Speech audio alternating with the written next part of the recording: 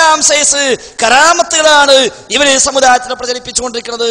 റഹ്മത്തുള്ളാഹി ഖാസിമിന്റെ ആ പ്രഭാഷണത്തിന് സ്വാഗതം പറഞ്ഞാണ് നാസർ ഫൈസി. അയാൾ പറയട്ടെ, ഇവര് അടങ്ങിയിരിക്കുന്ന ശൈഖന്മാരെ കറാമത്ത് അദ്ദേഹം പറയും. അത് റഹ്മത്തുള്ളാഹി ഖാസിമി ശരിവെക്കുന്നത് ശേഷം ഞാൻ കാണിച്ചു തരാം. ശ്രദ്ധിക്കുക നിങ്ങൾ. മടവൂരിന്റെ അനുഗ്രഹീത വസന്തമായി ഇന്നും ബഹുമാനപ്പെട്ടവരുടെ ഈ ഉറൂസ് മുബാറക്കുകൾ നടന്നുകൊണ്ടിരിക്കുകയാണ്.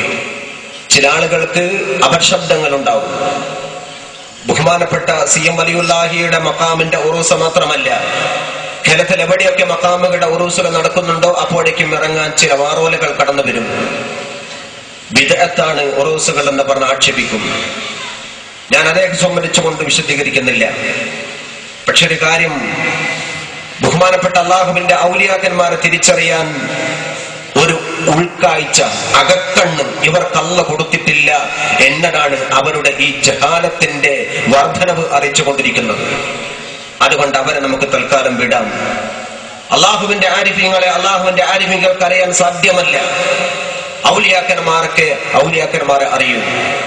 ബഹുമാനപ്പെട്ട കൽപ്പറ്റ സൂഫി മുസ്ലിയാർ നവറല്ലാഹു മർഖദഹു, ബഹുമാനപ്പെട്ടവർ ശരീരത്തിൽ ഡ്രസ് ധരിക്കാറില്ല.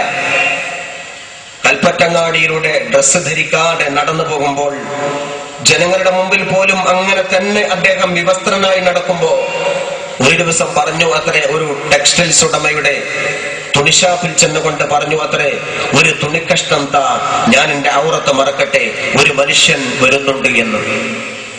നാട്ടുകാർക്കത് ആദ്യത്തെ അനുഭവമാണ്. അന്ന് വരെ അവർക്കില്ലാത്തൊരു ശബ്ദം ബഹുമാനപ്പെട്ട സൂഫി ഉസ്താദിന്റെ വാക്കിൽ നിന്നുകൊണ്ട് നാട്ടുകാർ പറഞ്ഞു, എന്താണ്, ആരാണ് മനുഷ്യൻ? അദ്ദേഹം വരുന്നുണ്ട്, ഇപ്പൊ കൽപ്പറ്റ എത്തും, അതുകൊണ്ട് ഞാൻ എന്റെ നഗ്നത മറക്കട്ടെ. മനുഷ്യർ കാണുമ്പോൾ നഗ്നത പ്രദർശിപ്പിക്കുന്നത് ഹറാമാണ്, ഞാൻ ഉടുമുണ്ടുടുക്കട്ടെ. അവസാനം അദ്ദേഹം ഫുൾ ഡ്രസ്സിലായി, തലമറച്ചു, ഭംഗിയായ വസ്ത്രം ധരിച്ചു. അല്പം കഴിഞ്ഞപ്പോഴേക്കും ആ കൽപ്പറ്റയിൽ വന്നിറങ്ങി ബഹുമാനപ്പെട്ട CM വലിയുല്ലാഹി നവറല്ലാഹു മർഖദഹു. ഔലിയാക്കന്മാരെ അറിയൂ എന്നതിന്റെ പ്രകടമാണിത്. അതുകൊണ്ട് തന്നെ അറിവില്ലാത്തവർ അവരവരുടെ പണിയെടുത്താൽ മതി, ആരിഫീങ്ങളുടെ കാര്യത്തിൽ ഇടപെടേണ്ടതില്ല എന്ന് വളരെ എളിമയോടെ അത്തരക്കാരോട് സൂചിപ്പിക്കുകയാണ്.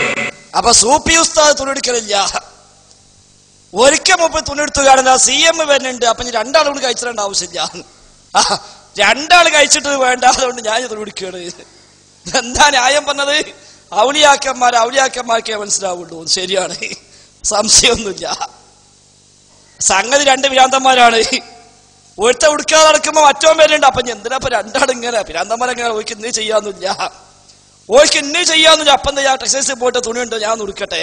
കാരണം എന്താ, മറ്റോ കഴിച്ചിട്ടാ പിന്നെ അപ്പം ഞാൻ എന്തിനാ അങ്ങനെ? ഇതൊക്കെ കറാവത്ത്. എന്നിട്ട് മൂപ്പര വകന് വാണിങ് എന്താ, അത് മനസ്സിലാകാത്തവന് ഇടപെടാതിക്കണ്ട, ഇവനൊക്കെ മനസ്സിലാവുള്ളൂ. അപ്പൊ ഔലിയാക്കന്മാർക്കേ തിരിയൂ. പിന്നെ എങ്ങനെ നാസർ ഫൈസിക്ക് തിരിഞ്ഞത്? തിരിഞ്ഞു?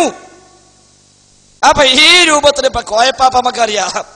വേഗന കോയപ്പാപ്പയും അപ്പറിനെ പോലെ ഇത്ര ഒന്നാകെ കഴിച്ചത് കമ്മിയാണെങ്കിലും പലപ്പോഴും അർദ്ധനഗ്നായിരുന്നു. കാരണം സുഖമില്ല, ബുദ്ധിയില്ല, എന്താ ചെയ്യാ? അയ്യപ്പെട്ട CM ഒക്കെ, അയ്യപ്പെട്ട സൂഫി ഉസ്താദ്, അതൊക്കെ എന്താ സംഗതി? ഓലക്കട് മരിച്ചപ്പോ ഓലൊക്കെ ഖബറ് കിട്ടിയത് ബർക്ക